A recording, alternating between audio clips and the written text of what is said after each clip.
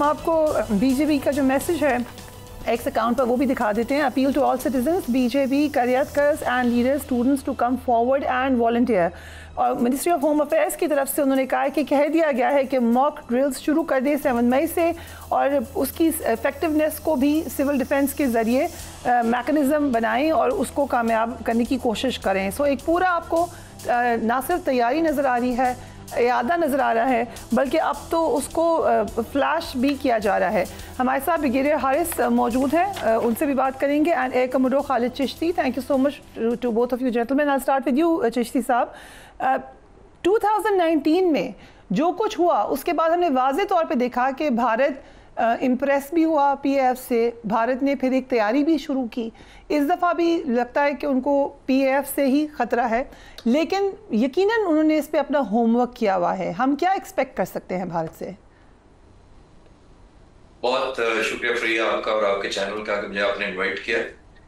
देखिए, बिल्कुल आपने ठीक कहा कि सबक सिखाया गया और उन्होंने सीख लिया, और उन्होंने रिग्रेट भी किया कि राफेल होते, अगर उस वक्त उनके वजीर आज़म ने कहा था कि होते तो ये ना होता। अब राफेल आ गए हैं, अल्हम्दुलिल्लाह, अभी तक तो कुछ नहीं हुआ।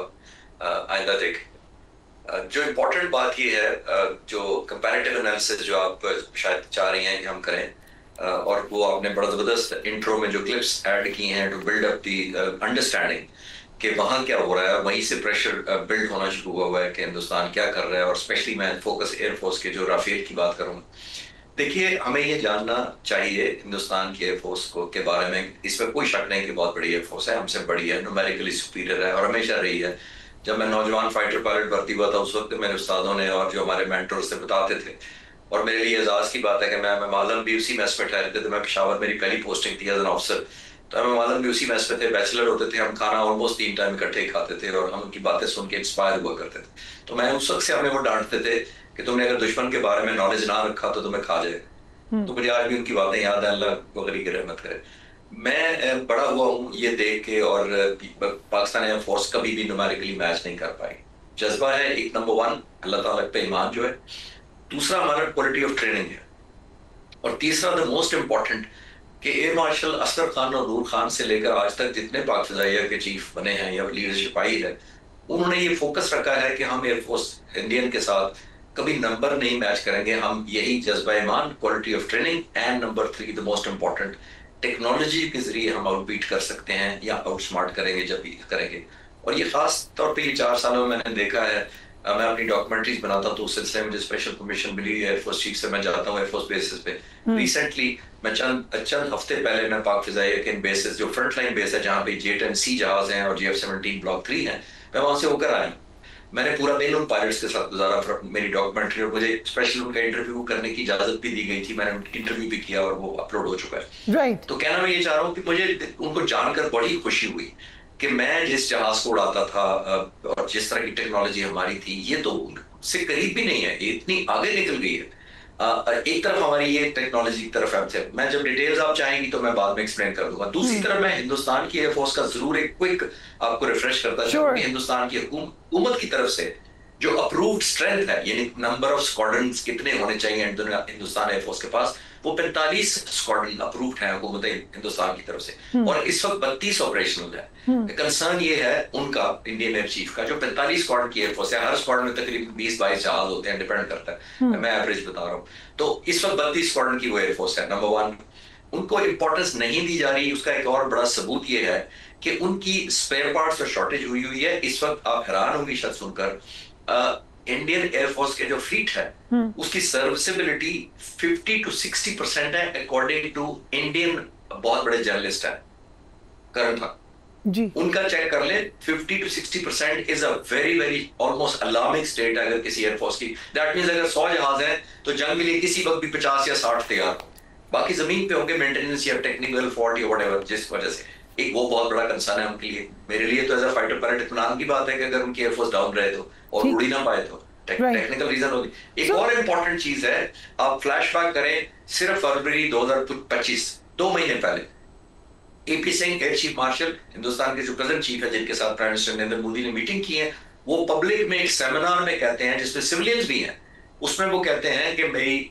मुझे और जहाज चाहिए क्योंकि मैं दुश्मन पर खौफदारी रख सकूं और अपनी रेलेवेंस बरकरार रख सकूं, ये कहते हैं। और शिकायत के सेंस में कहते हैं कि हमने 2016 में 40 तेजाज ऑर्डर किए थे, 9 साल गुजरने के बावजूद हमें एक भी तेजाज जहाज नहीं मिला। ये वही जहाज है जो 1985 में हिंदुस्तान ने शुरू किया था अपना जहाज बनाना। आज 40 साल हो गए, सिर्फ 2 स्क्वाड्रन बना सके और उनके बारे में भी कंफ्यूजन है, उसकी डिटेल्स का इस वक्त नहीं है। ओके, बहुत इंटरेस्टिंग डिटेल्स हैं। अगर आप हमें बता दें, 29 और 30 अप्रैल की रात जो खबर आई कि राफेल तैयारों के सिस्टम्स को जैम कर दिया था पाकिस्तान ने और उन्हें श्रीनगर में उतरने पे मजबूर कर दिया गया था, इसकी भी जरा डिटेल्स बता दें।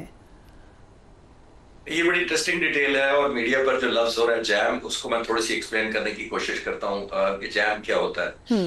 ये राफेल तैयारी नो डाउट बहुत पोटेंट है, मैं उनकी रिस्पेक्ट करता हूँ एज एन एयरक्राफ्ट, लेकिन ज्यादा प्लानर और जो उड़ाने वाले उनके पे भी डिपेंड होता है मशीन को उड़ाना कैसे है, उस पर मैं कमेंट नहीं करना चाहता। जब राफेल तैयार है उस दिन नहीं थे, सिर्फ ये पूरा पैकेज था। पैकेज का मतलब ये होता है, जैसे हमें अपने अभिनंदन का जब हमने सामना किया था तो हमारे चंद F-16 या JF-17 नहीं थे, ये पूरा पैकेज था जिसके अंदर एयर टू एयर रिफ्यूलर भी पॉसिबली अगर जरूरत पड़े हो सकता है, जैमर्स होते हैं, एयरबोर्न अर्ली वार्निंग रेडार्स होते हैं, स्वीप जहाज होते हैं, एस्कॉर्ट्स होते हैं, यानी कि पूरा पैकेज होता है। एक तो वो था। 4 जहाज आगे ऑब्वियसली स्ट्राइक जहाज 4 थे जिनके ऊपर स्पाइस मिसाइल लगे हुए थे, बॉम्ब लगे हुए थे, सरफेस टू एयर जो बड़े लीथल वेपन है, ऑलमोस्ट सुपरसोनिक स्पीड का मतलब आवाज की रफ्तार पे उड़ रहे थे बड़े हाई ऑल्टीट्यूड में। पाक फिजाइया, ये मैं आपके इत्मीनान के लिए बताता चलूं कि सिर्फ अपनी सरहदों में नहीं देख रही, well into Indian air space भी हम देख रहे हैं, उनकी एक्टिविटीज मॉनिटर कर रहे हैं और ट्रैक कर रहे हैं उनकी एक्टिविटीज को।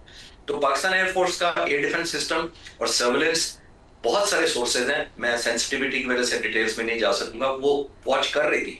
जो ही उन्होंने पिक किया तो 3 डायमेंशनल हमारा डिफेंस मौजूद है अगर किसी तरह की स्ट्राइक अगर खुदा ना खास्ता आती है। एक सरफेस टू एयर है, और सरफेस टू एयर हमारे पास कन्वेंशनल वेपन्स तो बहुत अरसे के हैं, और एक रिलेटिवली अनकन्वेंशनल मैं इस तरह कहूंगा कि हमने HQ-9B एक सरफेस टू एयर मिसाइल लिया जो पहले इस एरिया में हमारे पास नहीं था। इंडिया की S-400 मिसाइल्स के मुकाबले में और ब्राह्मोस के मुकाबले में उनको थोड़ा एज था हमारे ऊपर। हमने अभी वो लिया है 8 महीने पहले पाक फिजाइया ने। HQ-9B का मतलब है B stands for the latest version, ठीक, वो ले लिया है जिसकी ना सिर्फ रेंज बहुत पावरफुल है, उसकी मैन्यूवरेबिलिटी बहुत पावरफुल है, वो टारगेट को छोड़ता नहीं है, उसकी सेल्फ नेविगेशन बहुत स्ट्रांग है, और सबसे इंपॉर्टेंट है वो स्टेल्थ है, यानी कि उसके स्टेल्थ फीचर्स भी हैं जो दुश्मन को नजर नहीं आते। ये हमने ग्राउंड से हमने एक डायमेंशन उनको पकड़ने के लिए ये लिया है, और अगर फर्दर होता तो वो फायर किया जाता। नंबर 2, ये ध्यान में रखिएगा, हवा में अल्हम्दुलिल्लाह सारा फ्लीट मौजूद है। 43 साल से हम F-16 उड़ा रहे हैं जिसमें सीजन पायलट्स और जहाज हैं। 55 साल से मिराज उड़ा रहे हैं, उनकी तो बात अगर नहीं भी करते हैं, दोनों जहाज के अगर पुराने, मैं बहुत रिस्पेक्ट करता हूँ दोनों जहाजों की, मैंने खुद मिराज पे 1000 घंटा फ्लाई किया हुआ। कमिंग टू JF-17 थंडर जो सब लोग ज्यादा इंटरेस्टेड होते हैं, और J-10C, देखिए ये दोनों स्टेट ऑफ द आर्ट जहाज है, इसका ऑलमोस्ट 4.5 जनरेशन J-10C। अगर इजाजत दें, एक दो क्वेश्चंस जो कि लोग जानना चाहेंगे। F-16 के हवाले से ये खदशात हैं कि ये क्योंकि अमेरिका कंट्रोल करता है और हमारा मुआहदा भी है, तो हम भारत के अंदर इनको इस्तेमाल नहीं कर सकते, इज दैट करेक्ट, या वॉर में ये सिचुएशन फर्क होगी? ये कुछ एरियाज की या कुछ कॉरिडोर्स की या कुछ मुल्कों की एयरफोर्स की ख्वाहिश हो सकती है, ये हकीकत बिल्कुल नहीं है, क्योंकि हमने अभिनंदन के अगेंस्ट ये जहाज उस फॉर्मेशन का हिस्सा था ये F-16, तो इसलिए let it be very clear कि हमें कोई पाबंदी नहीं है, मैं इत्मीनान के लिए बताना चाहता हूँ। राइट, सो जो PL-15 मिसाइल्स की बात की जाती है कि पाकिस्तानी तैयारे अपनी फिजाई हदूद में रहकर भारत पर हमला कर सकते हैं, ये कितना इंपॉर्टेंट है और कहाँ तक हमला कर सकते हैं?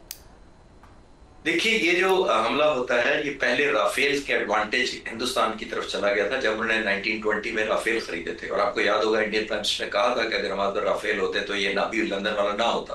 उन्होंने ऑलमोस्ट उनका प्रोसेस शुरू था, वो डिलीवरी आ गई, और हिंदुस्तान को एज ये हो गया मोमेंटरली हमारे ऊपर, वो ये हुआ था कि ये जहाज एक मेटियोर मिसाइल कैरी करता है जिसकी रेंज 150 किलोमीटर है एयर टू एयर, यानी कि हवा से ये दूसरे जहाज को अपने रडार पर देखकर, जाहिर है पायलट अपनी आंख से इतनी दूर नहीं देख सकता, तो अपने रडार पर देखकर 150 किलोमीटर तक निशाना ले सकता है।